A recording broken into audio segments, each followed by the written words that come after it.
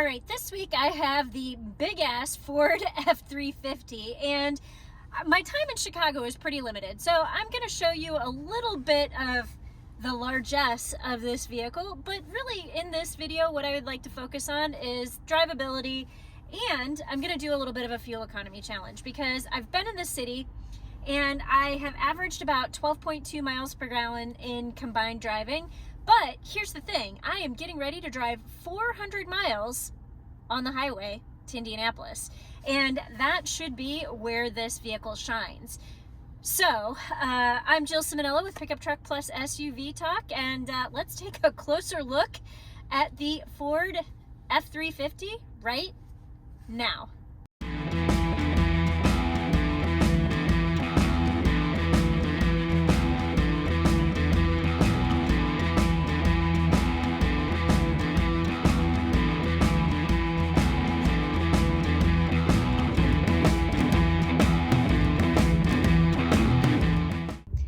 All right, so as you can see, just want to show you, I've been sitting in front of a Starbucks for a hot minute as we are waiting to get some coffee for our road trip. I'm getting the sugar cookie with latte with coconut milk today because I know people want to know that. But this is trip number one. And I have done 12.1, it was 12.2 before I've been sitting here, but 12.1 miles per gallon in combined driving. And as you can see, it's about 76.7 total miles that I've done. Now, what I have also done is I have zeroed out trip 2. So when we get to Indianapolis, we'll do another check-in and we will see where we stand. As you can see, I have about 396 miles of range.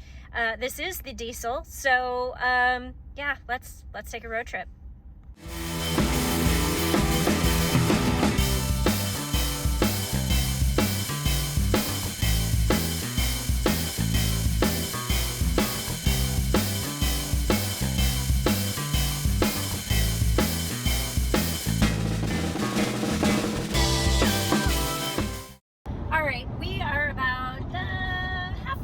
Indianapolis, and I just wanted to do a little bit of check-in because I want to issue a small correction and then give some brief driving impressions. So the correction is this.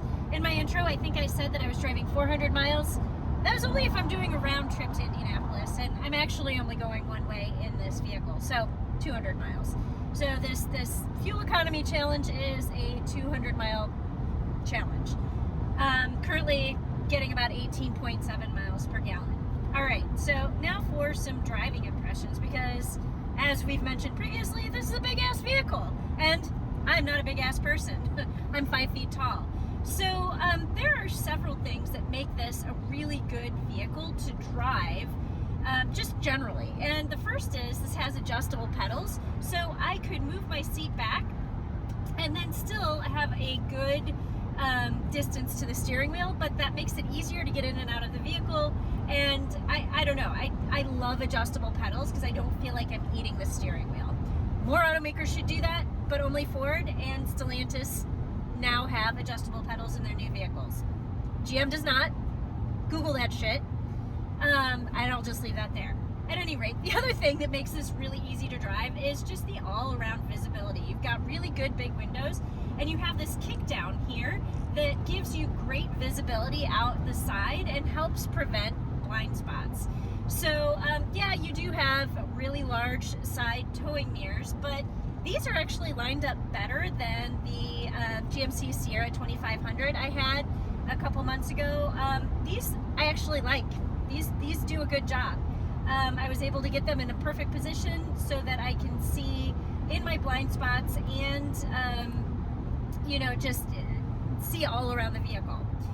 Another thing that I want to point to that I really like, especially in city driving, is the fact that you have cameras that will come on while you are at speed. So if you see right here, I'm going about 70 miles an hour. That's the speed limit. And it has these side cameras that come on that show me I'm within my lane lines.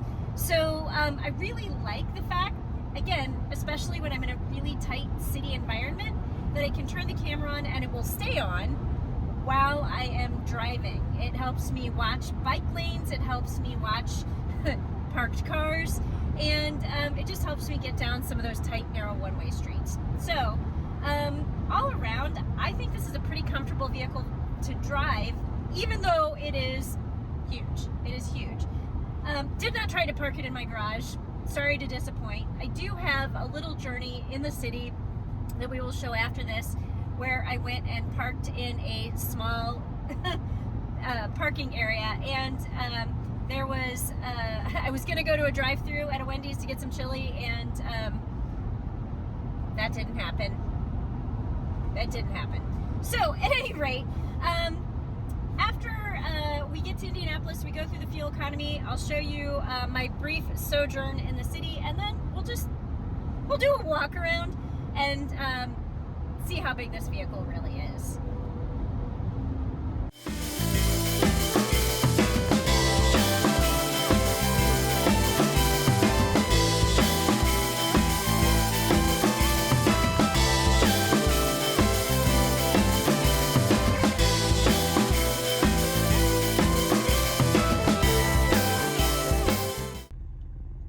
All right, we have arrived at my parents' house in Indianapolis, and we were going between 70 and 80 miles per hour the entire way. While I was not carrying a load in the back, we were loaded down with Christmas things, and here's how we ended up. Over 190.9 miles, we averaged 19.2 miles per gallon. So there you go. That is the highway fuel economy. If I go to trip 1, let's see, you can see my overall fuel economy is just 16.5. That's over 267.6 miles. So obviously, you know, with the city added in, it dropped it down significantly, but looking at the highway mileage, we're at 19.2 overall just for highway. So this is literally my first time behind the wheel really driving the F-350, and I am on my way to the gym, and I just figured I would take you along with me and see how it goes. Because it looks like we have a biker ahead, and obviously narrow city streets. And I can't even wait to get to the gym and have to deal with the parking lot. Yeah, I'm gonna give this weaving biker a lot of space. All right.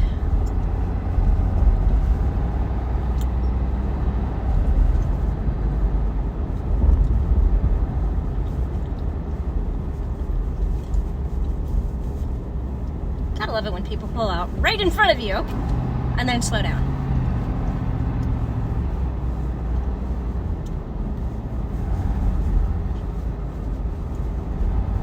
So I'm on my way to the gym, and this is one of the main streets on the way there. As you can see on the right, there's a bike lane. And I would normally take one of the side streets because, you know, it's about 4:30, and that means it's going to start to get a little bit trafficked. So I would normally take one of the side streets, but I opted not to do that because the side street is two-way and very narrow. So didn't want to play that game of chicken. But you guys have been with me to my gym before. You have seen the small lot that I park in. I have a feeling I'm going to be going to the very back.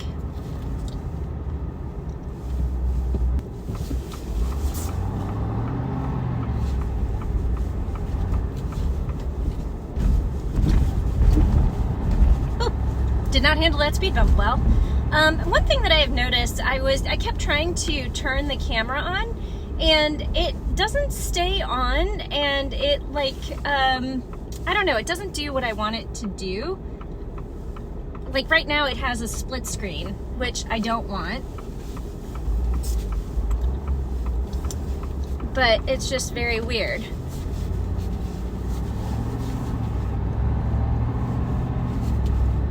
It's staying on now, but it wasn't earlier, so I don't know what the trick was here. Maybe I had to turn it on while I was moving, not while I was at a stop.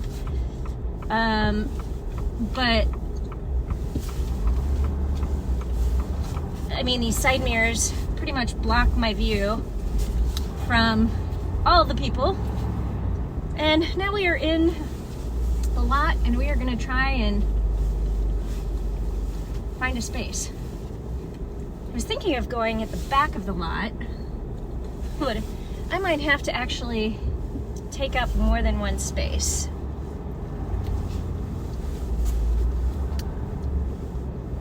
Let's see, there's a nice one right here in the corner. I think this is the one that I'm gonna go for. So let's see how that goes.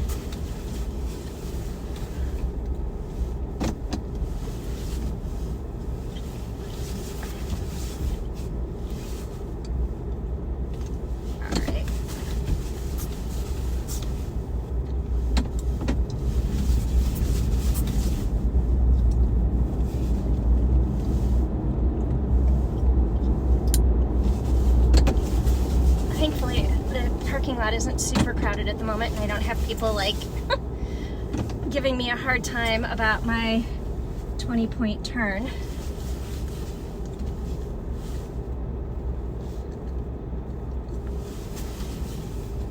Now, the one problem with this spot is going to be there is a fence in the back, so I'm not really going to be able to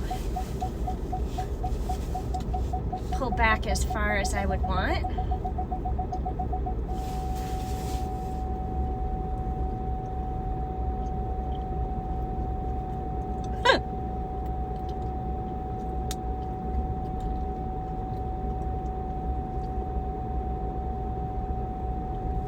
Yeah, I think that's about as close as I can get to the fence without actually hitting it.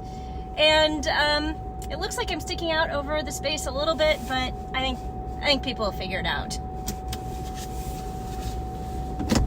All right, yeah, as you can see, I'm definitely sticking out over the front a little bit. You know, we have a Volkswagen CC next to me, and you can kind of see how far in the space they are. And I'm literally coming to the edge of the yellow line. I am the space. And when you go back here, as you can see, I am literally right on the fence. Not touching the fence, but I am very, very close. So I really wish the fence wasn't there, because then I could have backed up another 2 feet and would have felt like I was not hanging over the front end. But I think people have plenty of space to get around me here. It'll be fine. It'll be fine. All right, so I just wanted to say I am parked over there in the back of the lot today, and I was going to go to Wendy's after my Orange Theory class and go through this drive-through, but it looks really too tight. So instead, yeah, I'm walking over and I'm gonna order my chili inside and take it home. I'm not gonna attempt that. Before we move to the outside to show how big this vehicle is, we'll just start off on the interior, because there are, first off, a lot of crazy details, but there's a lot of bigness here as well. So you've got 4 cup holders with an extra 2 right there. You have large seats that are really highly adjustable. You've got these big dials that you can adjust with if you had gloves on. So thank you for the dials and not like everything inside the touchscreen. You have a really big gear shift, and just like everything about this vehicle is just really, really large. Now, I will point out, in the back seat, we did put the seats up so we could do some grocery shopping, which was also really appreciated, because then you have some really big cargo volume. But the details on the interior are really nice as well, from this etched version of the ranch on the dash to the King Ranch emblem. So obviously this is a King Ranch addition, to the really nice leather finishing touches, to yeah, that's a panoramic roof. But all right, let's go outside and let's finish off this video. All right, so here we are on the outside of the Ford F-350 Super Duty, and you can see, like, this is just a gargantuan vehicle. Okay, now I am 5 feet tall, so I'm not the tallest person in the world, but like I said earlier, everything about this vehicle is just very, very big. So there are a couple of things that really save this vehicle from being too big, and the cameras that are well placed around the vehicle are one of those things. But here is another thing that is super helpful.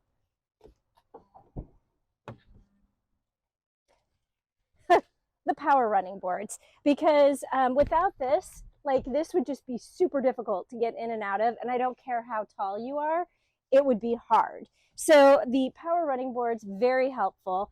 And another thing that they've done that make this kind of practical is the fact that they've given you a bed step on the side. So if you need to climb in the vehicle for some reason, you have the ability to do that fairly easily.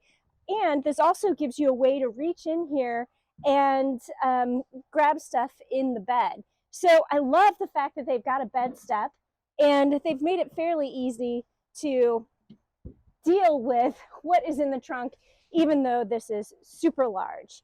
So that is just my quick overview of the Ford F-350. Sorry I didn't try and park it in my garage this week, but as you can see, this is in my parents' driveway, and it's not going to fit in their garage either. And this is in Indiana, which is the home of trucks. So yeah, that's what I have for you today on the Ford F-350 Super Duty. Thanks for watching, and I will see you down the road.